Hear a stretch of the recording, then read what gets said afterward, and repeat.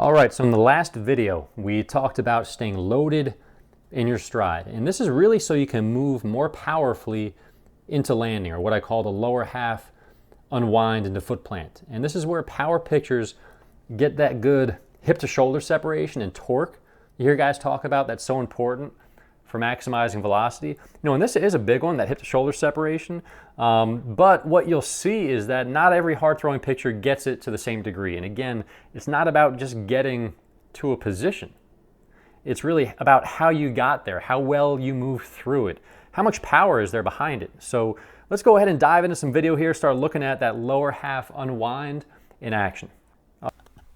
Okay, so again, we're going to look at some guys with different pitching styles here, but we're really keying on that last phase going into front foot plant, that lower half unwind. Okay, so we got Zach Greinke here. Again, the guy's a little more compact in his pitching motion, but you can really see right there that lower half unwind into landing. Then Darvish, again, the guy gets real low in his motion, but if you see him coming out of that leg lift, there's that lower half unwind right there into landing. And then next picture here, Gallardo. Okay, different style, not as long of a stride, more over the top, but you see here that lower half going from closed to unwinding into foot plant. And then old school one here, Kevin Brown with the Yankees guy was really rotational, that lower half going from closed to unwinding. And it's a good example of that sequence of hips, trunk, throwing arm. And here's McCarthy again, closed and then unwinding into landing. So let's just go ahead and take a look at these guys. So first we got Greinke here. We'll watch him go through his motion. I'll just stop him right there, bring him back. All right, so watching him go through his motion, again, he's kind of that compact guy, stays bent with his front leg, loaded up coming out of his leg lift. And right here, you can see he's kind of gotten his body moving powerfully towards home plate and how closed and loaded up he is, or closed off he is with his front side. And this, again, this is something where not every pitcher is going to be able to move the way you see all these pictures here do. You have to figure out what style works best for you.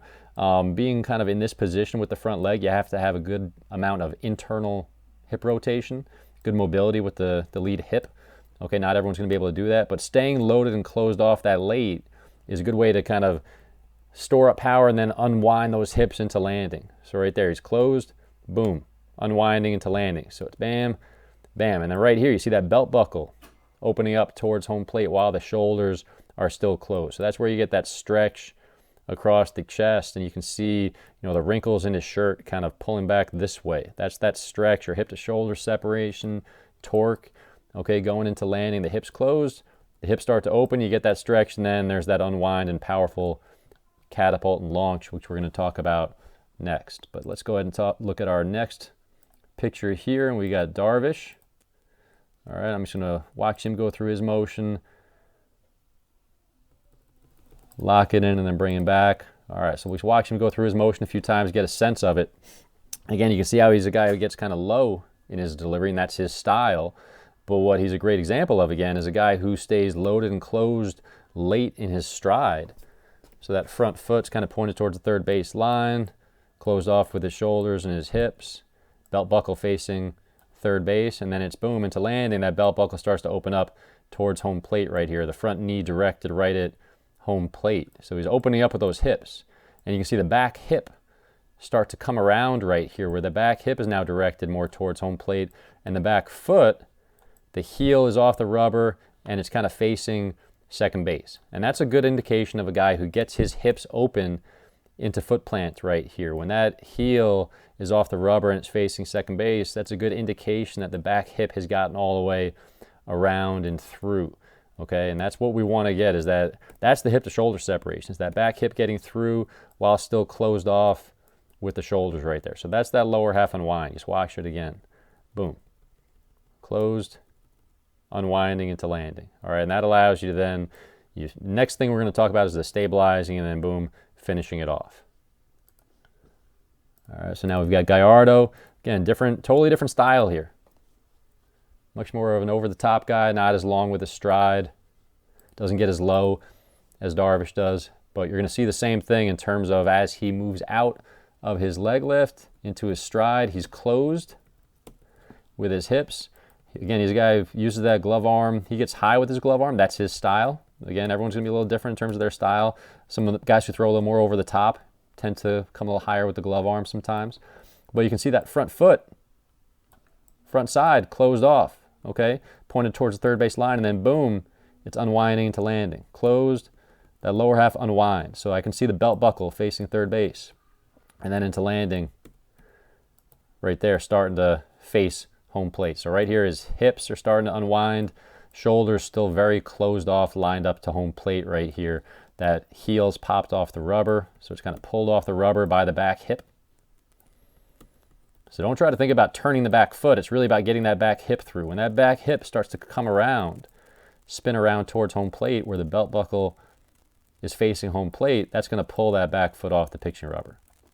Okay, but you can see the shoulders still lined up towards home plate, and that's that powerful torque and stretch across his chest or hip to shoulder separation. And that's where then when you stabilize with the front side, with the front leg, boom, you get that good catapult and powerful trunk rotation we're going to talk about in the next move. All right, now we'll look at Kevin Brown going through his pitching motion. He had that kind of unique approach or unique style where he kind of looked at, he wasn't even looking at home plate till he started that move towards the catcher, kind of picks up the catcher late in his stride. But what you'll see is, as he comes out of his leg lift, let's bring it back to the beginning here. Okay, there's that early weight shift. Again, it's really all about the lower half, and he's not doing much with the arms. Engaging the back leg, loaded and closed in his stride, and really keying in on that unwind into landing. So you can see him here so closed off with his front side, that glove arm, his front leg, and then the lower half starting to spin around into landing or rotate around into landing, where the knee's now pointed towards home plate. Back hip starting to come through, but still very closed off with the shoulders. Right here, you see the belt buckle starting to turn to face home plate. Heels come off the rubber. Powerful position right here to then stabilize, and that's what we're going to talk about in the next video, where we're going to talk about going from this unwind into landing to then the trunk rotation and catapult and whip over the front leg, which some of you really see with him right here. If we just watch him go through lower half unwind, boom, and then the hips and the trunk go. Okay, now we're going to look at Brandon McCarthy and different pitching style. Okay, so here's a guy who stays a lot taller in his pitching motion, has a higher center of gravity, basically. But we talked about, how he, even though he stays taller in his stride, doesn't get real low, he still does engage that back leg. And kind of that move coming out of his leg, which is really important. What we're going to key in on here is how he stays loaded and closed in his stride and then unwinds the hips into landing. So you can see that right here as he's going from closed off with his hips, facing the third base line, front foot pointed towards the third base line, closed off with the shoulders, and it's starting to unwind or open up. Those hips are starting to open up going into landing. So right here, where he's starting to firm up or get good contact with the ground with that front foot, boom, right there. You can see the belt buckle now facing home plate, still closed off with his shoulders. Heel has spun around or pulled off the rubber facing second base. If we just kind of look at that back foot, you see that happening. Boom, the back knee coming around, directed towards home plate, front knee directed towards home plate, belt buckle, but still the chest is facing third base. So that's where that power comes from, that hip to shoulder separation. It's loaded and closed in the stride, and then by kind of moving powerfully towards home plate and then unwinding those hips while staying closed with the shoulders, that's where you get that good powerful stretch.